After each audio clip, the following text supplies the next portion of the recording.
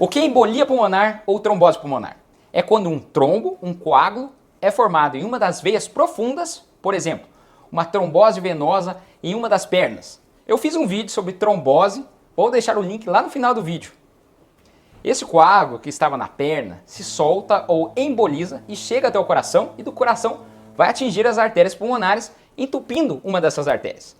Isso restringe o fluxo sanguíneo para os pulmões, reduz os níveis de oxigênio nos pulmões e aumenta a pressão sanguínea das artérias pulmonares. Esse bloqueio pode causar problemas graves, como danos aos pulmões, baixos níveis de oxigênio e até a morte. No entanto, o tratamento imediato reduz o risco de morte e, claro, se a gente prevenir, tomar as medidas certas contra a formação de coágulos nas pernas, ajudará a protegê-lo contra a embolia pulmonar. Mas não é só o coágulo sanguíneo que pode causar embolia pulmonar. Outras causas, como fraturas, a embolia gordurosa, na gravidez a embolia de líquido amniótico, embolia gasosa, como uma fístula, que eu vou falar mais para frente. Mas todos os casos fazem com que o pulmão não funcione bem e não consiga oxigenar o resto do corpo. Quais os sinais e sintomas de embolia pulmonar? O primeiro é dor no peito, súbita, pleurítica, quando você inspira profundamente dói. Falta de ar súbita, você estava bem e de repente começou a faltar ar. Hipoxemia, a oxigenação está baixa. Dependendo do tamanho da embolia, pode cair a pressão, a frequência cardíaca ficar alta, taquicardia, respiração muito rápida, taquipneia, ansiedade, aquela pessoa que não consegue ficar parada, que sabe que tem algo errado. Dor abdominal, escarrar sangue.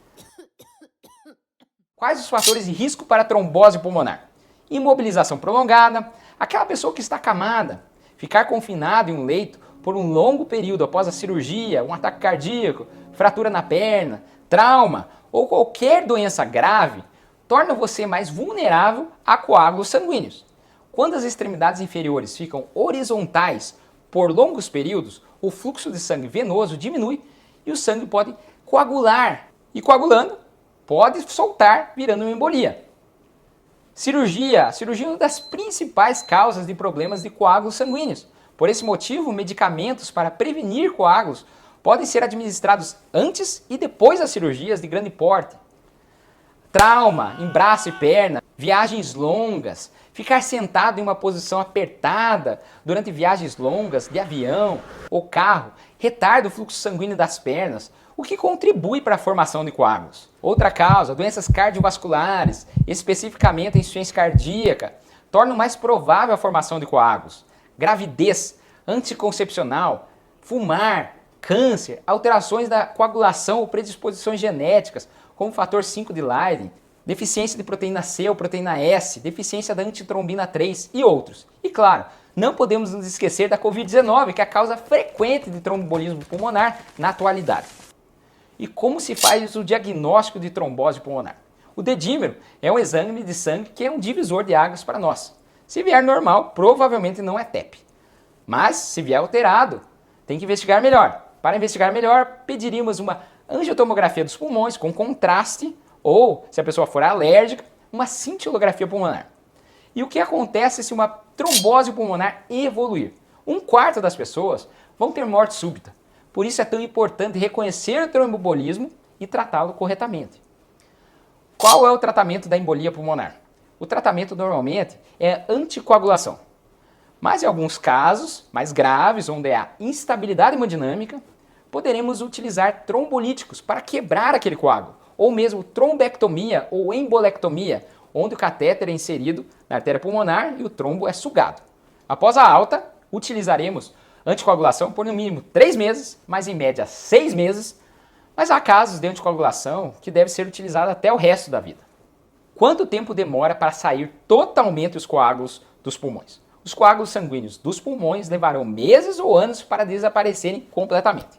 Você pode desenvolver hipertensão pulmonar com implicações ao longo da vida, incluindo falta de ar e intolerância aos exercícios. E como podemos prevenir um episódio de tromboembolismo pulmonar? Deveremos reduzir o risco de trombose venosa profunda, que lembre-se que normalmente é a causa do tromboembolismo pulmonar.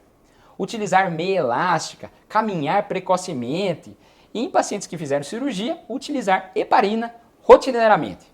Naqueles pacientes que fizeram uma viagem longa, tem que andar no avião a cada 2 horas, utilizar mesa de compressão e, se tiver histórico familiar de trombose, evitar anticoncepcional, terapia de reposição hormonal, parar de fumar e, nas pessoas obesas ou com sobrepeso, perder o peso. E sobre a embolia gasosa. Na embolia gasosa não são coágulos sanguíneos, mas bolhas de ar que se deslocam no sistema circulatório e obstruem a circulação, levando a uma deficiência de oxigenação, veja que paradoxal, que vai matar as células. No caso do Paulo Gustavo, especificamente, a embolia gasosa ocorreu em decorrência a uma fístula bronquilovenosa. A fístula é uma comunicação entre duas estruturas, nesse caso bronquíolo e a veia, que normalmente não se comunicam. Mas como ele ficou muito tempo entubado, precisou fazer várias cirurgias e infelizmente ocorreu. Nessa fístula, o ar do pulmão sai do bronquíolo e escapa para dentro da veia, que fez uma embolia pulmonar gasosa. E no caso dele, não foi apenas uma embolia gasosa do pulmão, que já seria gravíssimo, mas disseminada, indo também para o sistema nervoso central e outros órgãos. E diferentemente da embolia por trombo, não há um medicamento capaz de retirar o ar de dentro do sistema circulatório. É o próprio corpo e o tempo que vai absorver o gás. Gostou do vídeo? Aprendeu sobre embolia pulmonar? Lembre-se de compartilhar para que mais pessoas tenham esse conhecimento.